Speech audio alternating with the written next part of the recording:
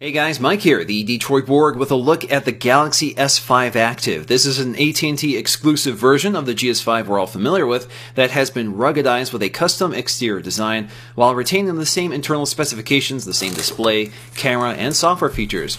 Now I've already done a complete feature walkthrough and review of the Galaxy S5, and in this video I'll explain what's different about this phone and compare it to the standard GS5, which does have some unique features that are not available on the standard GS5.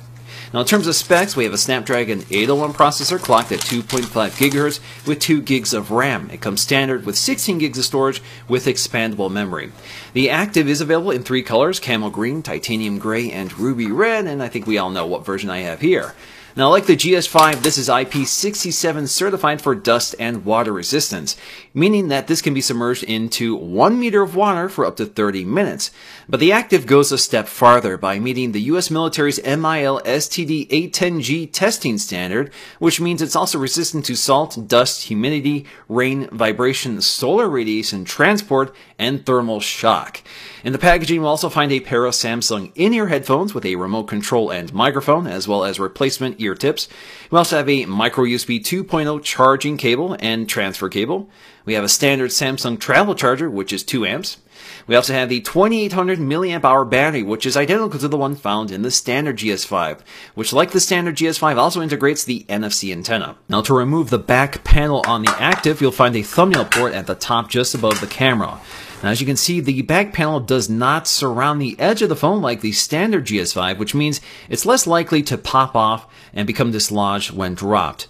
Now, inside the casing, you'll find a rubber gasket surrounding the back cover, which seals out water and dust, which means it's very important to seal this up securely when replacing the back panel. Now, next to the camera module, you'll also find the combination micro SIM and SD card slot. The SD card slot does support 128 gig SD cards. Now, down below, you'll find the waterproof loudspeaker, which is noticeably larger and consequently louder than the standard GS5 speaker, which I complained about in my review. So this is an improved speaker, thankfully. Now, the back panel is hinged toward the bottom on the Active, so you'll have to line those up first before snapping it back into place. Now, we do have the same 5.1-inch Full HD Super AMOLED display with a pixel density of 432, which looks just as stunning on the Active as it does on the standard GS5, with excellent outdoor visibility thanks to the less reflective characteristics of Super AMOLED. We also have the same 16 megapixel camera that can record in 4K resolution with an LED flash and the heart rate sensor just below that. On the right side, you'll find the power button, which is a little lower on the Active, and the buttons are also a little larger and more responsive and tactile, which makes them easier to operate through gloves, but they're also a little easier to trigger accidentally.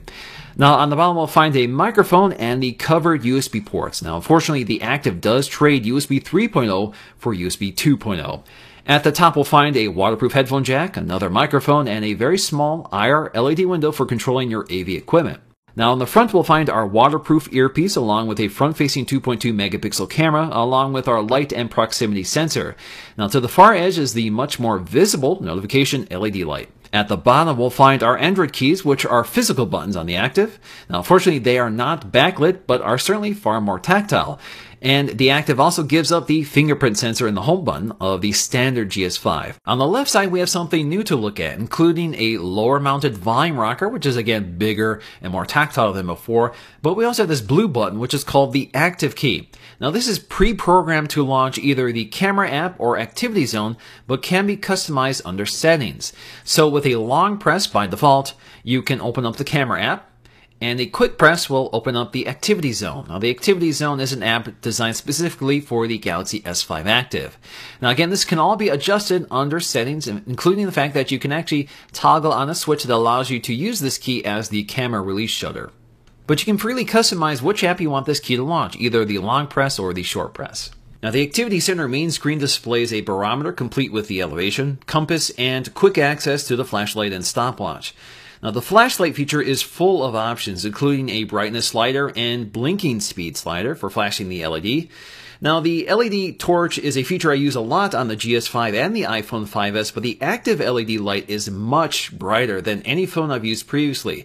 The hardware appears to be the same as the standard GS5, so the brightness is likely being enhanced by software. Now, when the flashlight is active, you can also quickly control it from the drop-down notification panel. Alternatively, you can also use the screen as a flashlight by changing the color, brightness, and blinking speed. You can also output text into Morse code using this app, which is kind of neat, especially if you're stranded and need to communicate with somebody. We can also quickly swipe between different functions in the activity zone, such as the barometer, compass, and stopwatch.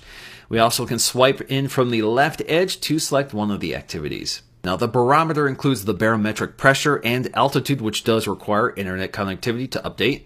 We also have a fully featured compass app, which even indicates magnetic field strength and accuracy at the center. Under options, we have several view modes, which includes a camera mode and map mode for additional navigation options while on the trail.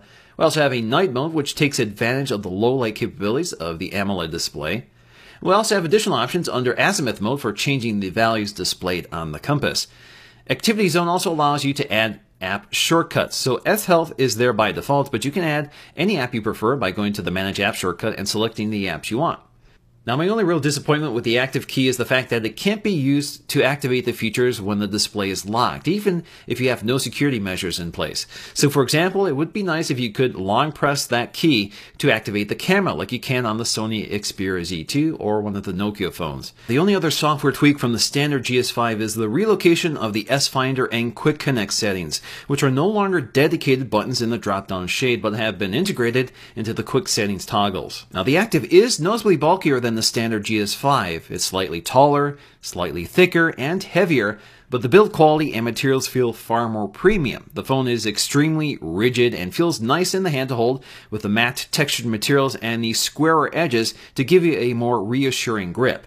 The buttons are larger and more tactile, the speakers are louder, and the LED lights are brighter. The overall design is much more functional, all while giving it a unique, robust look. The corners are chamfered to create a larger impact zone to absorb shock. The bezels around the display are more raised to give the phone a natural lay-on-table design with far more impact protection around the edges of the glass, and the materials are more impact or scratch resistant, so you no longer need to bulk up the phone further by adding the case. Essentially, the GS5 Active is a GS5 with the casing built in without adding the bulk created by most cases. My only disappointment with the Active is the lack of a larger battery. The battery life is still excellent, and I'm able to get a full 24 hours out of this phone or better, but a ruggedized phone could benefit from a larger battery, especially if you're outdoors or on a job site. But of course, the GS5 Active still incorporates ultra power saving mode when you're in a pinch, and you can easily swap out the battery, so go ahead and bring some spares. So that's going to do for me in this video. If you want to see my full review of the Galaxy S5 and all of its features, please check out a link in the description below. It's a really long video. So that's going to do for me in this video. Thanks for watching, and I'll see you again in the next one.